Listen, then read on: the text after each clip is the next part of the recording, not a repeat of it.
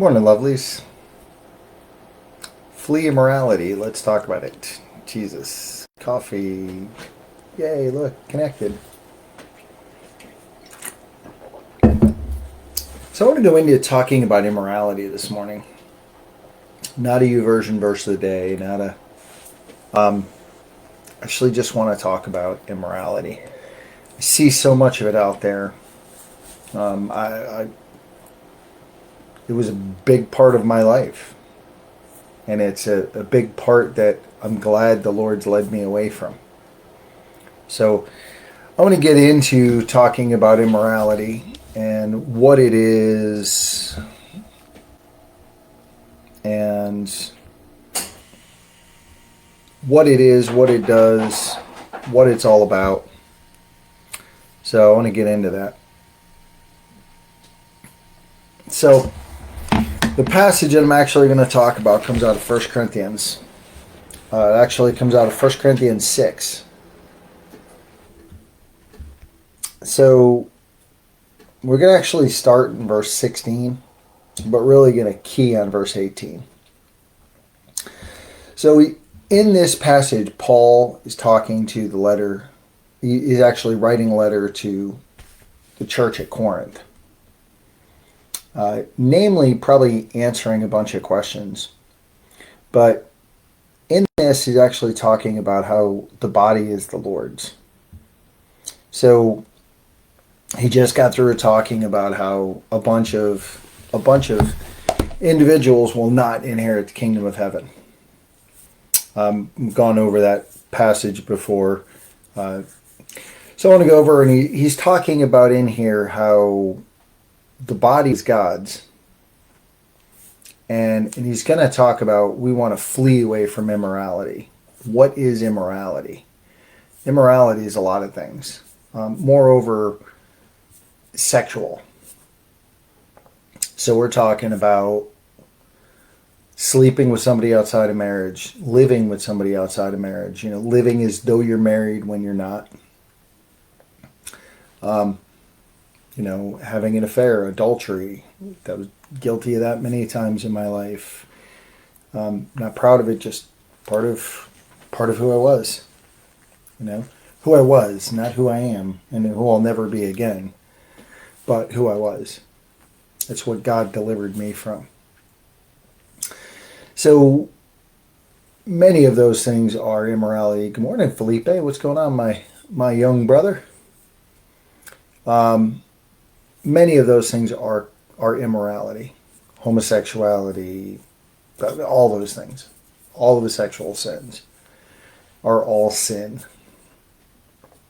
Matter of fact, those are very much covered in 1 Corinthians 6, moreover like verse 9.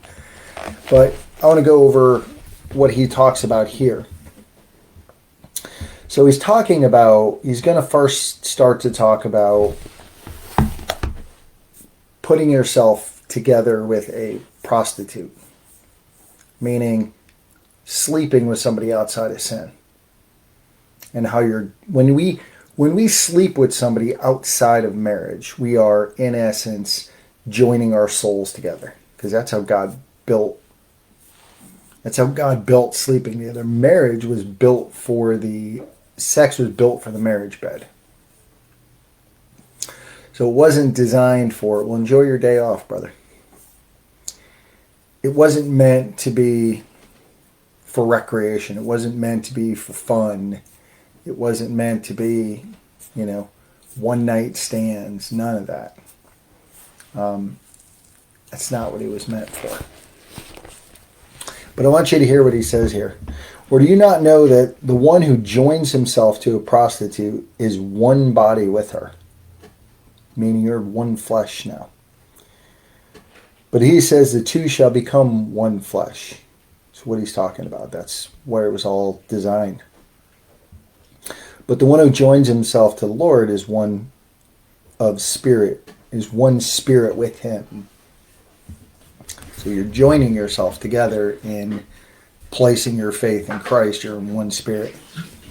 He says, flee immorality. Every other sin that a man commits is outside the body, but the immoral man sins against his own body. So all the other sins that are committed, right? And again, we've talked about sin before. It's anything that we think, say, do, or don't do that displeases God, right? Every other sin is outside of our body. When we're immoral, we're sinning against our own body, right? Or do you not know that the body is a temple of the Holy Spirit who is in you, whom you have from God, and that you are not your own? And then here's the important piece of this passage. For you've been bought with a price, therefore glorify God in your body. You've been bought with a very precious price, and that was the blood of Christ, right? Very, very precious. But you've been bought with a price, so you're not your own anymore. Right? Belong to Him. You're not your own. So don't defile what's His. It's in essence what Paul's saying here. And I love that, James talks about how we humble ourselves, we resist the devil and he'll flee, right? We resist the enemy and he'll flee, right? Look what Jesus did. Jesus resisted the enemy 3 times when he was tempted in the wilderness, and the enemy fled. So we saw that in action. What he's saying here is don't try and resist it. Flee, run, get away from it. That one's not one to play with. You aren't going to be able to resist that one. And again, I'm somebody that it came from much in my life, and don't think the enemy doesn't still try and bring that one around on me. He very much does. Now being part of, a bigger social media platform where there's more interaction, my DMs get blown up with individuals trying to come in and, oh, we can be friends. No, we can't. Temptation. He comes and brings a temptation. But what do? We take every thought captive. And we stand on the fact that every temptation that comes at us, we know in 1 Corinthians 10, just around the corner from where we're already talking, God already He knows that it's going to be coming. No temptation has overtaken you, but such as common to man. It's not anything you haven't seen before. It's not anything that hasn't been seen by somebody else before. And God is faithful. That's the important part of that passage. God is faithful, who will not allow you to be tempted beyond what you're able. So that temptation is not unique to you. He's going to make it so you're not unable to escape it.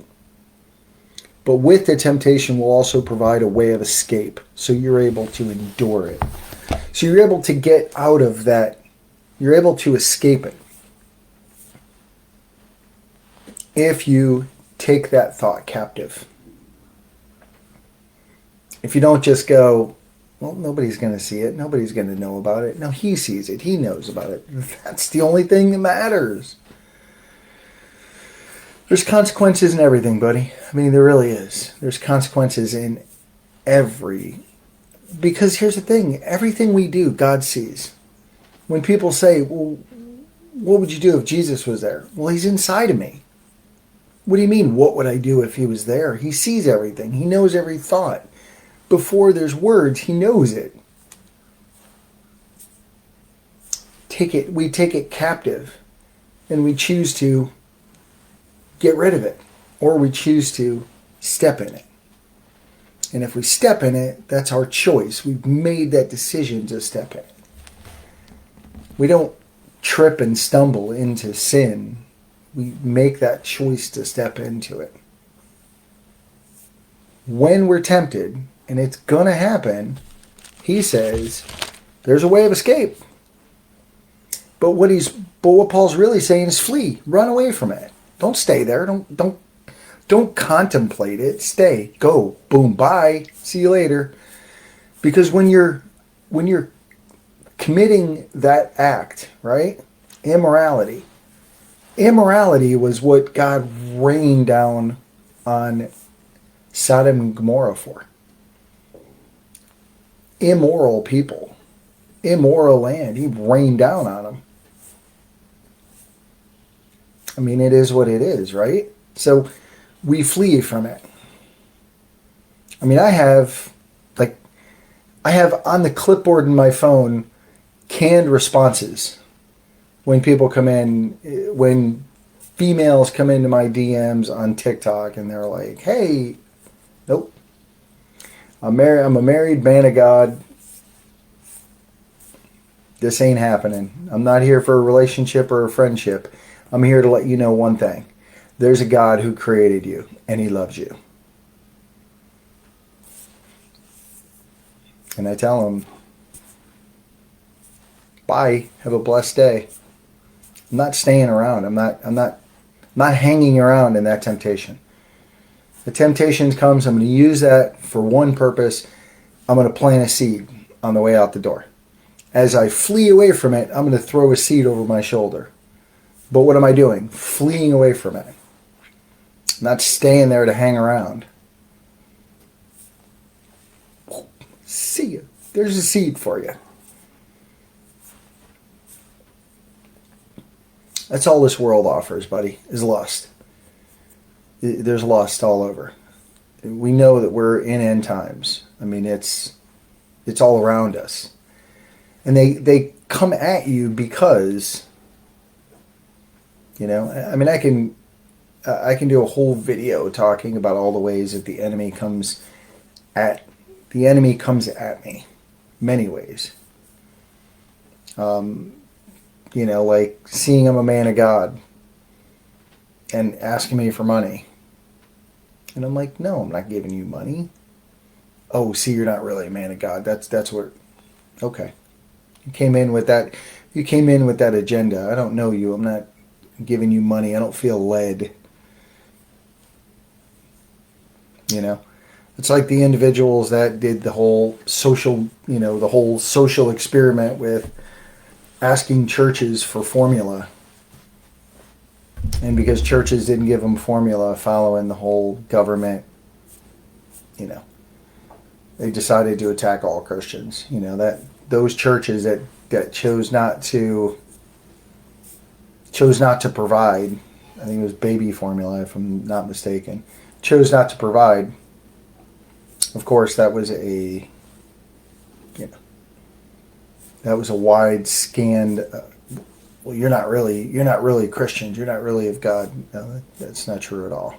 First of all, you went into that with an agenda. And if you're sitting there recording how many churches you talked to and how many turned you away, you went in with an agenda. But I'm not going to step on that platform. Anyway, temptation, we flee away from it, especially immorality. We flee. Temptation, we take every thought captive. We know that God's made a way of escape for it. But when it comes to immorality, run. Don't mess with it. Don't stay around because you're going to get hurt. And not only are you going to get hurt, but you'll likely end up hurting somebody else too. Don't mess with it. Paul says, run. And I like his, I like that. Because when we do sin, we sin against our own body. Sinning against ourselves. Don't do that. So, I love you guys. He loves you like crazy. So, we'll be back tomorrow with whatever Dad wants to talk about. But, hey, if immorality comes at you, flee, run. Love you guys.